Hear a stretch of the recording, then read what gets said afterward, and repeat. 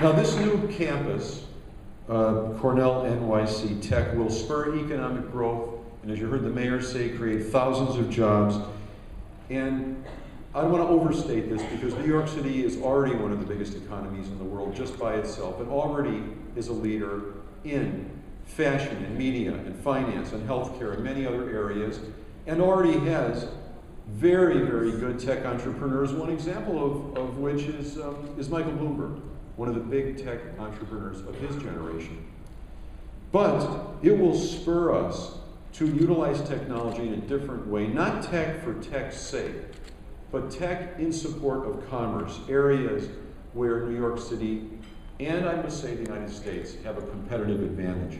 And so follow along with us as we develop this project. A $2 billion project that will eventually accommodate 2,000 graduate students. And if we hit our projections, which I know we will, this will increase the graduate cohort training in those disciplines in New York City by over 50%, just this campus. University presidents throw the word transformational around a lot. You know, we always have to be careful. In all seriousness, Tommy's always saying, think about every word that you say. This was really a transformational moment when sitting with this gentleman who has changed the world in so many ways since he walked off the campus at Cornell, that he said, I believe in this project because I know that you will do something, you will raise all the ships, that you will teach this K through 12 students as well as the graduate students, which we will do, that you will do things to go forward, to teach the teachers, that you will make a difference for people. I believe in this project and I want to be there with you as a partner, and partner he did to the tune of $350 million, which takes care of, yes, amazing. It takes care of the capital development and the operating funds for the whole first phase of the project. And this means that now we need to deliver, we need to implement, we need to execute, we need to make this happen. We're going to come to you and ask your advice, sometimes individually, sometimes by the mechanism where we'll put something up in the Cornell Chronicle, Tommy's fantastic vehicle for communication. And I'm inviting you now, and inviting you again and again, and not to wait for the invitation.